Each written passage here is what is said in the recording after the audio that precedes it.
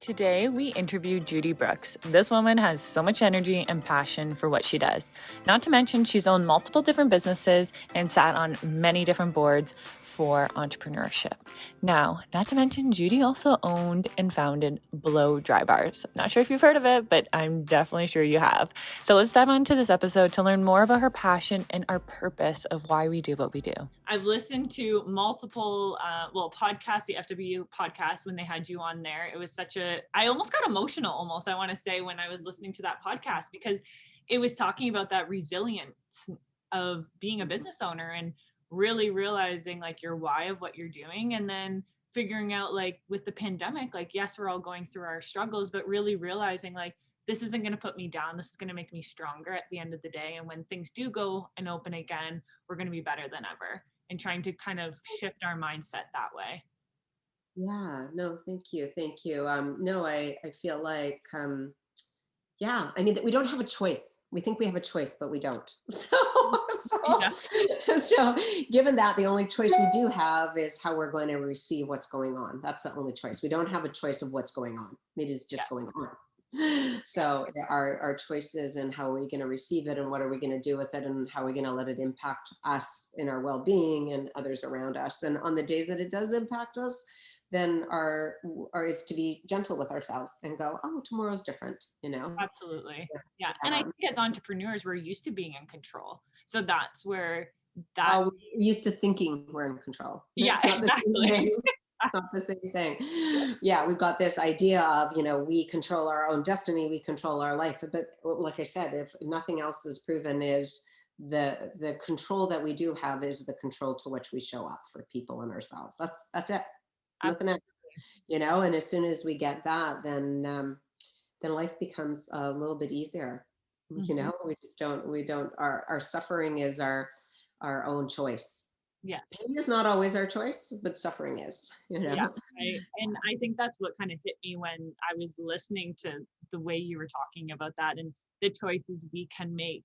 And every day is not going to be like, tomorrow I might wake up and tomorrow just might not be my day that I'm going to be productive, and being okay with that and not letting myself feel guilty of having a day to sit on the couch and relax, right.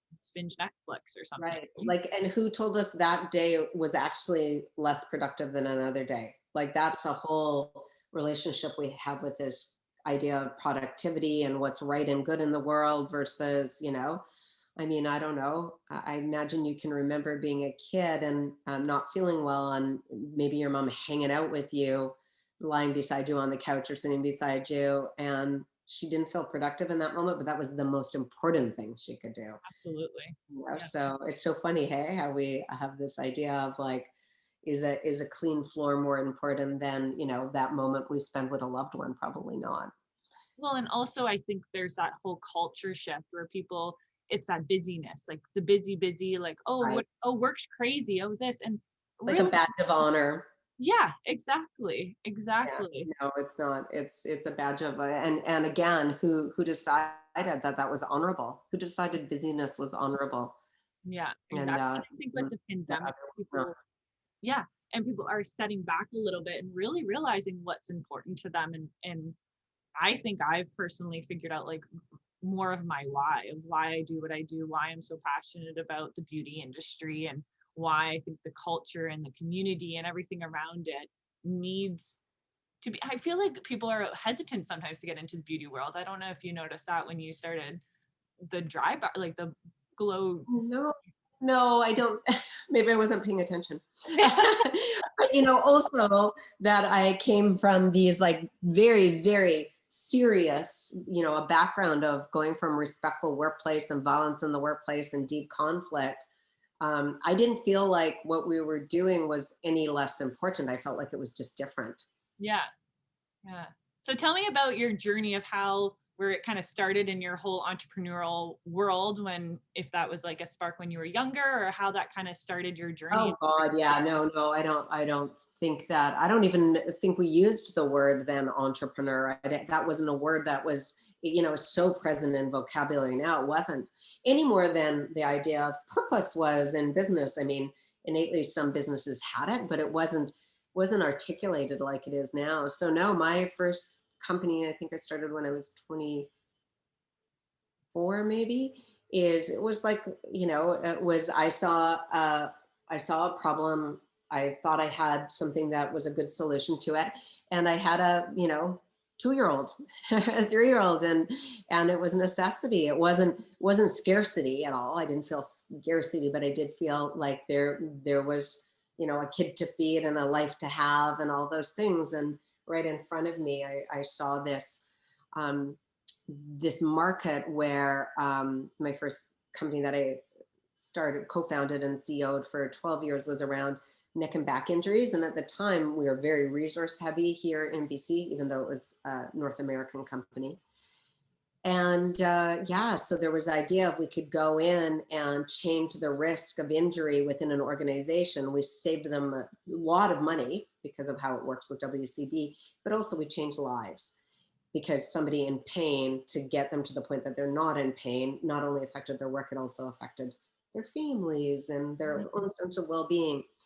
So that, and it was a slightly different business model, as opposed to where most businesses like that would be a single modality, a chiropractor that would go into the mill or the mine or the sewage treatment plant or the police department or the fire department.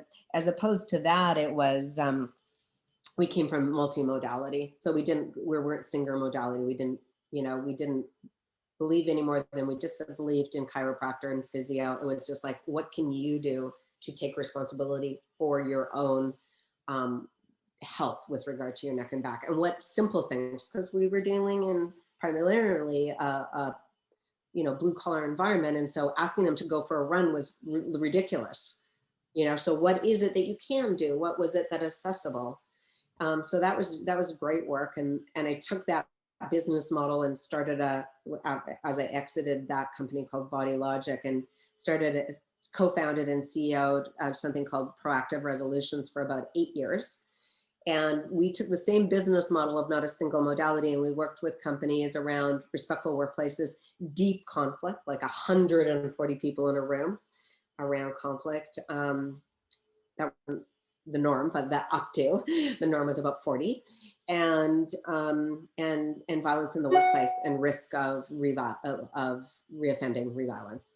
So that was, pretty important work. That was important work, and it was, I learned so much about communication in that company, and so much about, I was surrounded by experts in their field. So and got to dive into file work. And yeah, so that was a huge learning. And it was funny because when I'm thinking of it, and then, to what I do now is, there's this, which is really important in my life and really important in the work I do now, is that idea of, the responsibility and accountability for self, like first and foremost, whether it's my own energy or whether it's my actions and behaviors and decisions. It's like that accountability for self is so important. Absolutely. And then, yeah, and then, then Blow. That was just, my daughter was in university in the UK, and she needed a project for school. And I was like, what about a blow dry bar? So she did this crazy business plan. I had somebody working with me in Proactive Resolutions, a guy by the name of Val. He was doing our brand and marketing. And I said to him, this is kind of a cool project. Want to work with us on it? And he said, I want to be your business partner. And so Devin and Val and I and a few others who, as all good founding companies, a few started and a few dropped off, because they always do. And I was like, whenever someone goes, oh, I have no partner, I'm like, no, you did have a partner and you don't now. Because 90% of the time, that's what happens.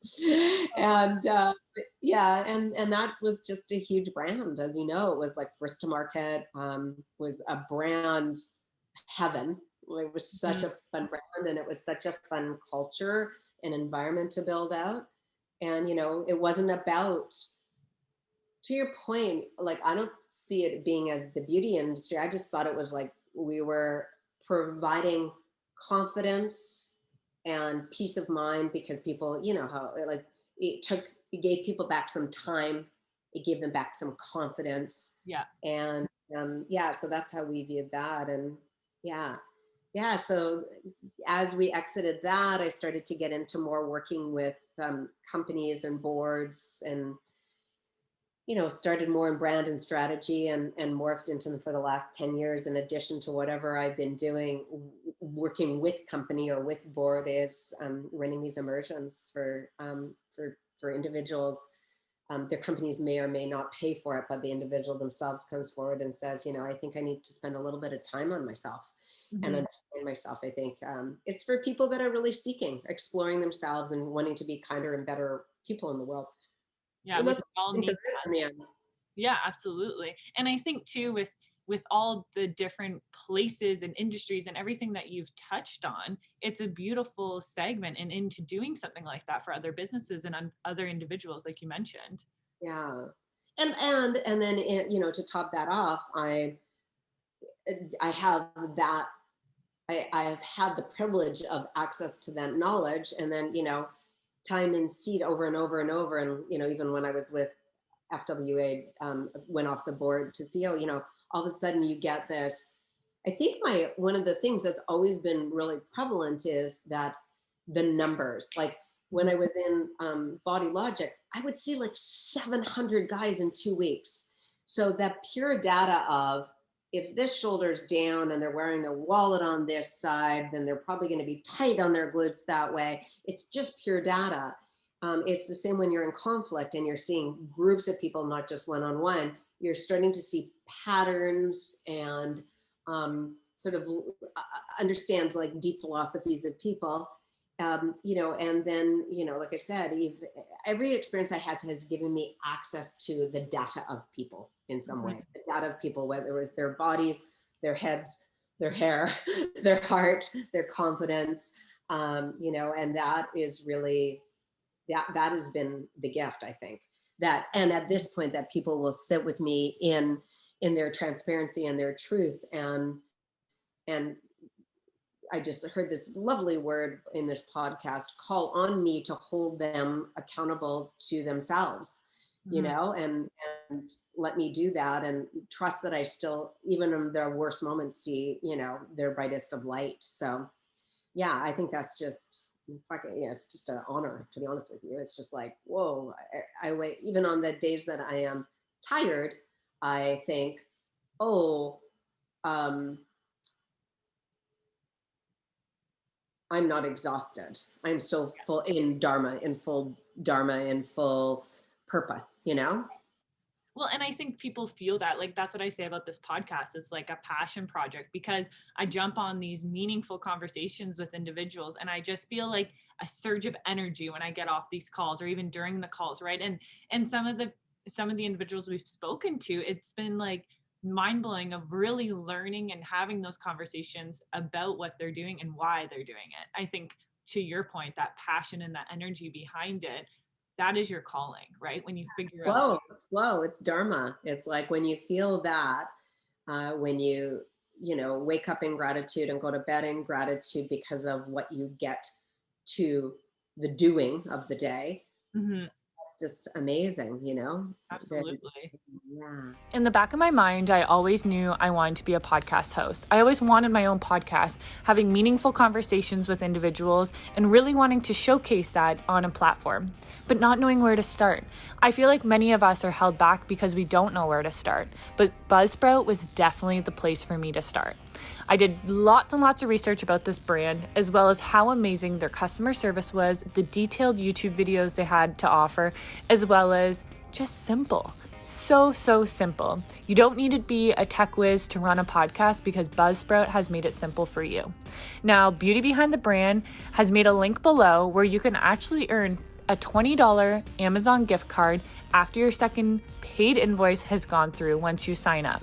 Now, once again, Buzzsprout is definitely the place to be if you're signing up and wanting to create your own podcast. Good luck, everyone. And I find with individuals, especially right now, whether you're an entrepreneur or you're someone working at a place or you're a mother, like there's so many different people that I feel like really are hard on themselves, especially right now. We're trying to do everything. And I mean, social media probably doesn't help that you look at that perfect mom or you look at that perfect business and there's not those raw conversations behind the scenes. And that's what kind of this podcast, I wanted to show more of the behind the scenes of what actually happens in entrepreneurship. And I think one of the things that a lot of people, especially in like our small town that we're here in Bracebridge, is I notice that a lot of people struggle to try to find their calling, because it's all like, I mean, there's the keeping up with the Joneses. Everyone wants to kind of do something different. I'm almost finding with my generation, everyone's becoming an entrepreneur with their passion projects. People are starting to like leap Mhm. out of that comfort zone a little bit more. But what are some of the conversations you're having with some of your clients right now, especially around with the pandemic? Has there been kind of a repeated Oh, for sure. segment? You Yeah. know, people, yeah, some people's well-being has been compromised, but I think that to your point, people are also finding some space, you know, finding space within themselves, space within their day.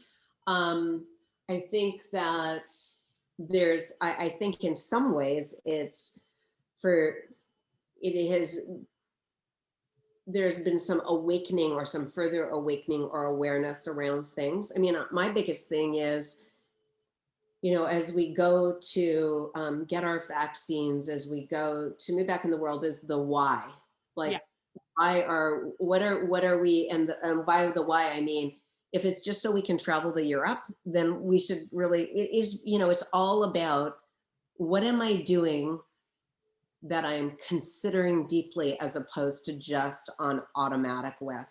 We're Yeah. better. Like I'm sitting here thinking of our own province here in beautiful BC. We're so lucky. And I'm like, I really hope that as we're able to move in the world in a slightly different way than we are right in this moment, that I first look around my own backyard and I give, you know, back my money to my province, and that I spend time knowing what's just in my own backyard, not thinking that the grass is always way better over there. You know, things like that. Is it wrong to go away? Absolutely not. I'm not saying don't want to do that too, but I'm just saying, where is it that I'm truly, truly being in mindfulness and awareness? Where is it that idea of busyness? I mean, I've had lots of people pivot, pivot, pivot, pivot, and then be exhausted, um, because they were either going from scarcity or fear, or instead of like, what is calling me and what am I being invited into?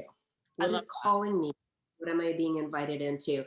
And now I'm going to sit in my own maturity and wisdom and decide, is this the best thing at this moment in time yeah. for me and for others? Mm-hmm. Yeah. You know? And like I said, for me, you take care, this idea of self-compassion or self-care is so that I can go out and serve others. Mm-hmm. You know, it's all about others. You know, I have a meditation practice, and I have a mindfulness practice, and I do all of those things that I hope are helpful. I hope are helpful to me and in the world. But like I say, meditation doesn't make you a kinder, nicer person. Meditation gives you space to sit in awareness of how your actions and your decisions might make you a kinder, nicer, better, more compassionate person in the world in service of others. Yes. I'm not about renouncing everything and going to a cave to be a monk. That's one way of moving towards the best of awareness. Mm-hmm. Um, it's not my way. I'm like a freaking, you know, feet on the street kind of person. I love being in this world of this life. And so, but I do want to sit in constant awareness and constant growth. And like I said, I get to a stage and I think, here I am, I got here. And then the next day I take my own feet out from under me from something that I don't do as well as I may have, you know, and it's kind of like we talked about resilience, that this path is not about thinking you're nailing it. This path is about flexing into a muscle of understanding what's needed from you now, knowing that you will misstep, and having independence of thought and self-regard to go, and I will correct that. I will go back in and I will make the apologies where I need to. I will put up my hand where I misstepped. And that, you know, I think that's it. So I think that there's a one and an awakening to that. And the conversations that I have all day range around everything from that idea of busyness. Oh, I thought I had to, I think I must, to, you know, people that are really having a moment of feeling a bit in whelm, you know, overwhelmed there. Mm-hmm. And And it's, again, that's the answer to that is simply space. And space doesn't mean, it means different things to different people. You Absolutely. know, I don't know, sometimes for me, a coffee by myself in the morning is enough space as I need to set me up for the day. And sometimes it's, I need to be in, nature. What are your practices that are important for the care of self so that you can move into the world, Hmm. care for others? Be Absolutely. I also find like I'm a very to-do list type of person, and I've actually written my things that I need for my self-care in my to-do list. That's gone to that level of I need to go for a walk and get outside. I need to put that on my to-do list right. because I'll in the boundaries of work right now, I'm sure you're having those conversations of everyone's working from home for the most part and not Mm, having those boundaries of that 9 to 5. People are working a lot more, or I mean, could be the opposite, who knows? But having those boundaries and still treating, I always think of my washroom, for example, or my bathroom at home as my oasis. That's like I want to have a mm, bath at the end of the day, and that's like my like moment just to relax and escape from reality. And to your point of putting money back into the community and really looking at our homes and our backyards and exploring what we're thankful for on that deeper level, like you said, and living in the presence. I think, especially with COVID, we're like, oh, when this is all over, we're going to do this or this is going to happen. Well, this has been going on for how long? Maybe right now is when we need to start making some actions and really tuning into what we want done. But the whole pivoting, I know I've had to do that multiple times already, and it's exhausting and seeing what works. But it really hit me when you said, like, figuring out what's calling you and like setting back and really figuring out the why behind where you're pivoting and revolving and flexing that muscle, like you mentioned. ah. I always think when, and even when you're thinking, because we're very good, we human beings, at justifying what we want. We paint a narrative to say, oh, exactly. So something's calling me. Am I being invited into something? And then, my questions for myself are, am I looking to be validated with this? What am I attached to? Looking at those and going, or am I walking into something with the pure presence of being? It doesn't mean you can't have goals or visions, but am I attached even to that? Hmm. And I always say this idea of like, where is it that you can care deeply about something but not be attached? So don't mind. I care, but I don't mind. I don't mind the how. You don't have to do it my way. There's this idea like validation is like, tell me I'm fucking right. Tell me, all of that stuff is, you tell me, or I tell myself I am right, as opposed to I just am, and I'm sitting and I'm curious, I'm listening, and I'm taking in and I'm understanding where I am running into my own patterns of being. Where is it that, I'm running into my own patterns of being and why, those are the interesting conversations for me.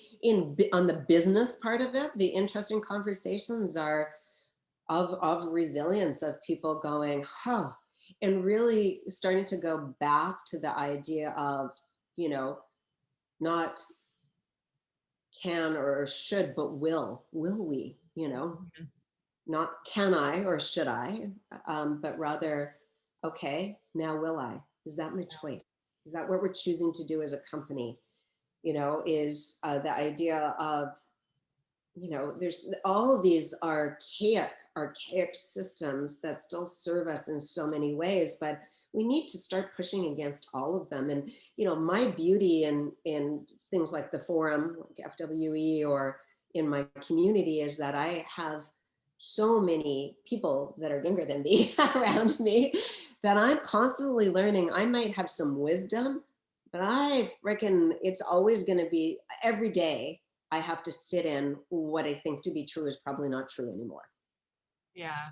Be in wisdom of self and wisdom of people, but I can't be in wisdom of just knowledge, because every day our knowledge network is changing so drastically. Yeah. Sitting in my venture in SmartSweets as executive chair with my beautiful freaking founder and loved one, Tara Bosch, and just every day she proved to me that what I thought to be true may or may not be true, in business. Yeah. For those who have been listening, you know I'm a massive fan of Squarespace, and I don't really know what I would do without them. With both our brick and mortar store as well as our e-commerce, I can do everything in one place. Whether it's e-commerce, I can do inventory, email campaigns, appointments, and so much more. Now, Beauty Behind the Brand has partnered up with Squarespace to offer you 10% off your first subscription. All you need is promo code PARTNER10. So, and sometimes what I thought to be true was true, but not always. And so I had to, you don't know where it's going to be. Yeah. Where that went. And that validation, I like that kind of hit me too when you said like the validation from others, but then the validation from yourself, because I feel like especially right now when we are in a really weird time where we can't physically see maybe loved ones get that validation, or if you're wanting to make a decision within yourself or your business and you can't get that validation from others, then you're really like, for those people that really need that validation, I would say I'm probably on the line of a bit of both. I'm going to probably do it anyways, even if someone doesn't give me the validation, but if it's true to myself.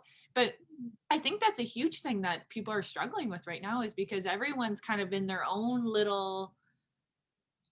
Yeah. And what I would say about validation is, we can get validation of a concept or idea. And that sort of got this, and when I say that out loud, it sort of sounds, it's got this analytical, that's probably an interesting thing. I have an idea, I go out and validate it in the market. When we as human beings are looking for external validation, it's not going to serve us or others, because that you can even feel it. It's that graspy, clutchy, Yes. tell me I'm good, tell me I'm okay. That has to come from inside, and you see, like when you see a baby, it's all self-contained, and it needs us to feed it and love it, but it exists exactly in its perfection. It's not looking for someone to tell it that it's, and then I watch, because I have these kids in my life, Rosen and Clooney, and I watch and I'm so cognizant of where is it we start to tell them that that's not true, and therefore they're looking for some sort of validation of being. I just think if you're looking for validation, start with self. Yeah. And usually what we're looking for, what we project externally, is what we don't feel in self, we're not already grounded in on ourselves. The attack of other is really an attack of self. Do you think that's because of society, like what society expects from us? Oh God, I think it's so complicated. I think that, what we're socialized to is like blows me away right now. I'm always like, I think we should rethink everything all day long, and we can still land. And I mean, I always say that about marriage. I am not anti-marriage, but I don't think we've been taught to think about why we get married or how we get married. And you sit in it and really think about it, and you think this is important to me because of this, then that's a really good decision. But if you're not in that mode, like I said, I buy things sometimes and I go, oh, I thought I made a decision about buying that, but I didn't listen to myself. I was listening to marketing. I was listening to the colors. I didn't sit in myself and make that decision. Yeah. Oh, that's funny. I think I did. So where else do we do that? In buying a house. Maybe we should all buy houses. Maybe none of us should buy houses. I don't know. But it's interesting that that's what we've been socialized to think. This happens, and then this happens, and then this happens. So we've got that at play. And then we've got all of this patterning of something that served you to make you, to create safety as a 4-year-old or an 8-year-old. We bring that forward to our 50-year-old selves or our 30-year-old selves, and that does not serve us. It was exactly the right thing to do. Yay, well done, 8-year-old. It isn't serving us in our 35-year-old being. Mm-hmm. So it's that idea of, all I can keep going back to is this idea of I, as a human being, need to be constantly evolving. That doesn't mean radically. It means understanding my layers. Yes. It's not true. We need to evolve how many women are on board. We need to evolve the way we do business. We need to evolve our banking system. We need to evolve our health system. So those, and for us to expect all that to happen out there and not to be doing it on ourselves. Like I said, there's no way I should be the same mom to my 34-year-old that I was to my 10-year-old. That's ridiculous. Wouldn't even occur to me. And yet, I think that I should be that I should do business the same way. the degree and the rate to which we are receiving information globally, and which we have to assimilate and then move, requires us to pause to make sure we're not just using our old file systems in Yes. it, you know, Yeah. our own file systems of self and our own file systems of society. Absolutely. Well, and I think with that too, my mom always said everything's a stepping stone. And I realized that with the business, especially this year. I mean, see the wisdom, I'm telling you. So that was it. She said that to me a couple months ago, and it really resonated with me because I feel like I always with your first business, I'm sure you felt the same. It's your firstborn, it's your first baby. And it's sometimes a transitional point when you start adventuring all these different things and you're starting to jump those stepping stones into what that person's going to become and revolve. Is for myself, I started my own business when I was 20, and now I'm 26, going to be 27, and of course my decisions in my business and myself are going to change, and that's okay, because the new Imperative. It's not okay. It's imperative. It's yeah. imperative to everyone and the loved ones around you. I mean, it's interesting you say that thing about, feeling like it's your baby. I didn't. No. And I loved each of my businesses and was so passionate about that. But even with my baby, my actual baby, I sort of had this philosophy of this child, was given to me. I mean, I had her. She's actually mine. She came of me. But I was like, I also wanted to make sure I wasn't attached to her being mine, because then there was a whole bunch of vision of what that should look like. I just saw her as being this child of the world that I was given to care for and to love, and she should love others as much as she loved me, maybe even more, I you love know. that. Yeah, and so that's how I feel about the businesses. I was gifted a business. I might have come up with the idea, but I was gifted the privilege of being in business with people that followed my vision, and it was mine to care for until it wasn't mine anymore. I love and that. and that way, I didn't feel defined by any one of those things as they came and went in my life. I may have missed parts of them, but that wasn't the definition of me. I already sat in myself as a fully defined human being. Yeah. I feel like I needed to hear that, to be honest. I feel like that just like gave me that aha moment, in the sense of like another individual we had on the podcast said something very similar, that she is like a vessel and she is on this earth basically in order to serve her purpose to others and to carry on her pursuit and what she was achieving. She does a lot of women's retreats and things like that. And it just like, it's all starting to make more sense the more we interview people who have gone through these changes and really experienced that, like you were saying, that revolving self and growing. Because I think that's another thing is the whole trend. Like I look at my parents, for example, they've been in the same industry for like their entire lives. They went to school for what they did, and then they're almost 60 and they're still doing the same thing. Personally, I feel like I get a 5-year itch with my businesses. And I'm saying businesses because I don't want my boyfriend to think it's a relationship thing, but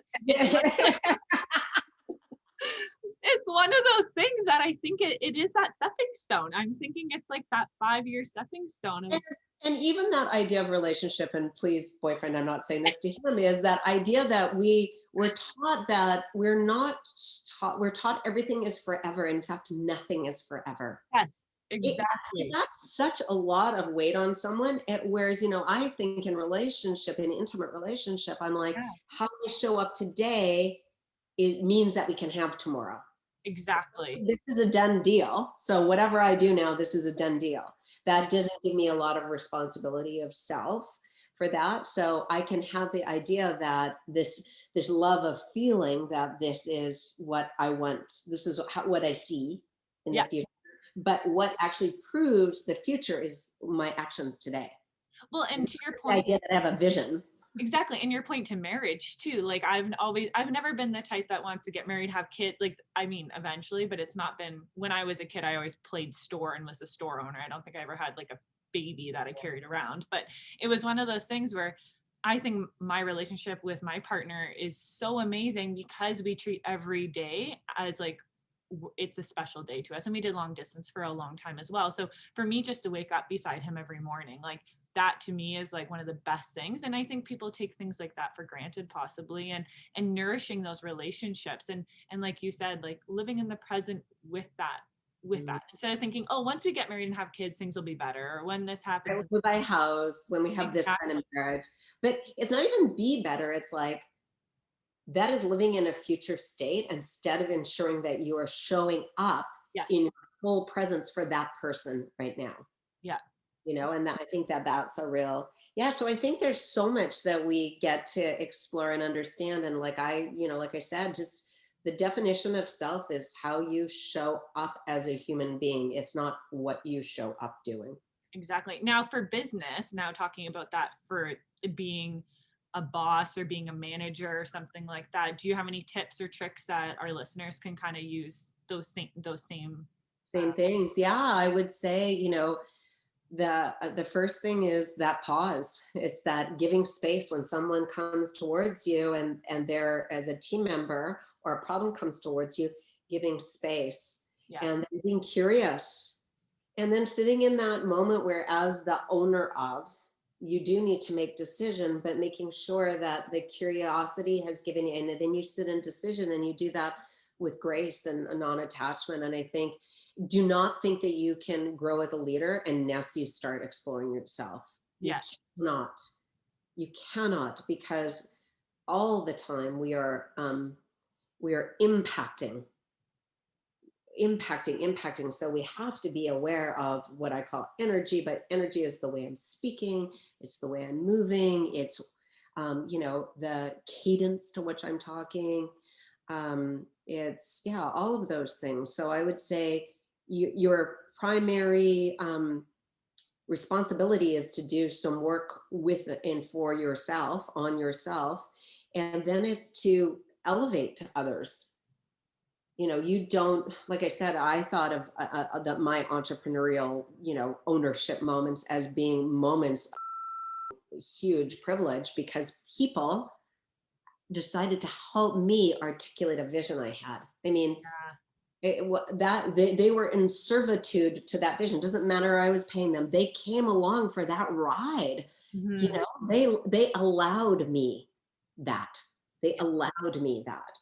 So I look at things like that. And so, I think it's like, understand it's yourself. And then what the practices are: practice of pause, practice of curiosity, practices of vulnerability and compassion, mm-hmm. of grace. And that does not, and I said, choose kind over being nice. Kind is, I'm going to be clear. I'm going to be respectful. I'm going to be transparent in what I'm saying. Not, I am trying to be nice so that you like me. That's validation.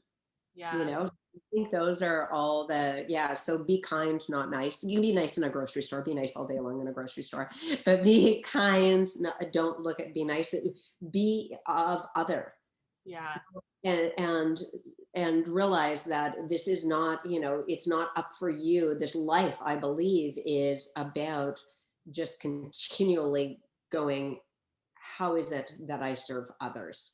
And when people serve you and they give you the gift of that, then, gratitude.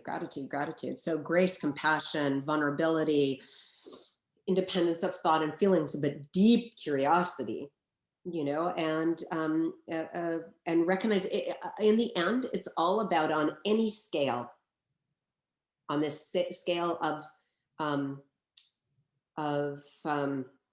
being expressive, on the scale of exertion, on the scale of assertiveness, on the scale of anything, where does the moment call me to be now? To be now. I can be more engaged right now. When is it that I have to sit back and allow for others to be able to come in? When is the moment being clearly asking me to sit in decision? When is it asking me to allow others to make decision?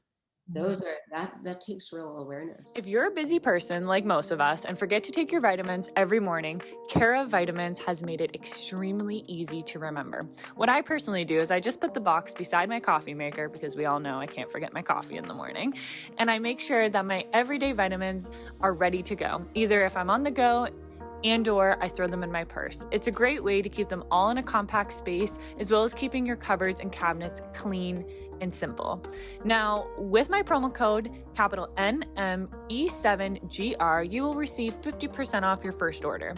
Now, another great thing I love about this business is they really care about you.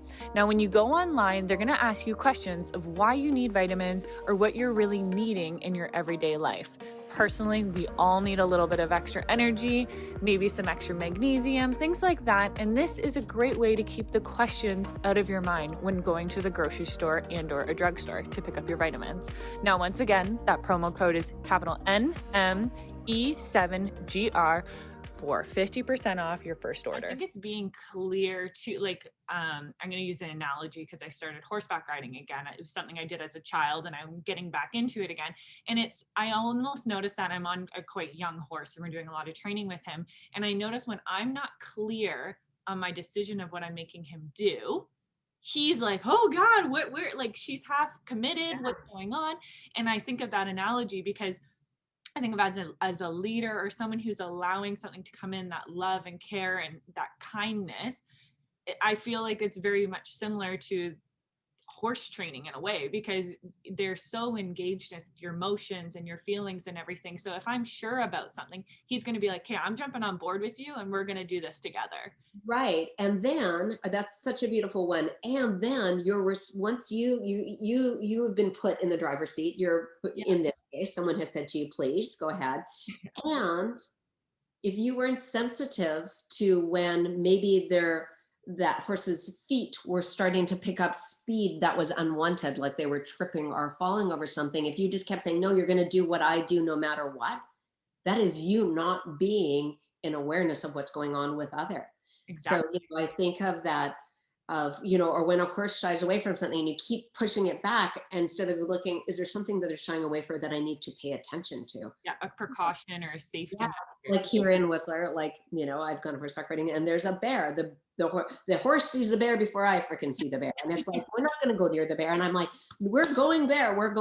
Oh, hey, I am not paying attention to the fact that this animal is now trying to tell me something different. Exactly. No, I think we can learn. And that's the other thing is I love bringing on new team members and learning from them.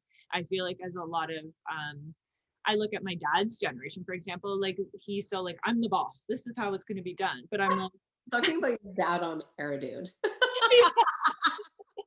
So I just laugh because I bring people in because I may not be the expert in something, but I'm going to bring that person in to show. No, you are. Well, you actually almost never are, even in your expertise of if you're a master in something, you're a master in something. You're not a master in everything. Like I said, that's my grace of being surrounded by so many young entrepreneurs in particular, but having a lot of youth in my life is I just am constantly in awareness of what the frick I just don't know anymore. I just don't know that. I can be really good about one thing and then I can be like, I don't even remember how to turn on my phone today. So who am I? Yeah, technology constantly changing. That's the other thing is I feel like we just got our feet wet with something and then they've completely changed something, or algorithms on Instagram and social media, everything's changing and revolving. With our listeners too, because we talk a lot about the beauty industry and things like that as well. Now with you getting into this idea of the hair salon with the blow dry bars, that was a new thing in completely new. And when I was listening to your podcast with the FWE, you were saying it's so you didn't have to go to your everyday hairstylist. It was something so you could go in, get a blowout, and then you were done. Now, for you, how much experience did you have in that industry in order to none. do that? None. Yeah. I don't think I even owned a hair dryer at that point. Literally. I had really long hair. I used to wash it after running. I used to put it in a bun and 2 days later I'd take it out. No, but I think actually it was probably through what's, it used to be called FW, is now called the Forum, but it was through them. I hadn't done a lot in community because all my businesses up until that point had been national or international. And I think I was invited into something, and I was like, whoa, people help each other when they're in one business community. I didn't even know that. My community of business were my clients, and they were mostly from outside of Vancouver, outside of BC. But I thought it was really funny because I get up really early in the morning. That's just my jam. And I don't wear a lot of makeup. So I was at work. I'd been there since 6. I forgot that I was going to this thing. I kind of like clothes. So I was dressed appropriately. And my hair was a hot mess. And I was like, oh, it's so weird. I could, like that I can't just go get that done, that I have to make an appointment. Even at that time, $60, $70. That wasn't me. And like I said, my daughter was, so I was like, what about this? And she was like, yeah. So didn't know anything about hair, did not know anything about anything to do with that, but just, and we did a lot of market research, which is, I said to her, I think it's a really good idea, don't you? And she said, yeah. And I go, okay, let's do that. Yeah, we just, and it was the moment of viral power, of the moment of internet. I feel like the power of knowledge already. And that's like why I wanted to touch on that point of like, you hired the experts, you did the market research, you brought that business to the next level of what you thought, and you saw that problem. And that's why it was problem, seeing a problem, having a solution, believing that your solution is a good one. exactly. Yeah, that's it. That's all 3 of my businesses. Yeah, 100%. It's not some sort of mastery. I just am like, oh, okay. But And you're tuned with you. And that's why, and that's, I think, why I needed to have this conversation with you, I think, because I think I needed it as well, Judy. oh, Nicole, it's such a pleasure. It's such a pleasure. I'm sending love all the way to you by your lake there. Yeah, same to you. Thank you so much, Judy. I really appreciated jumping on this call. And I think a lot of people are going to take a lot from this conversation.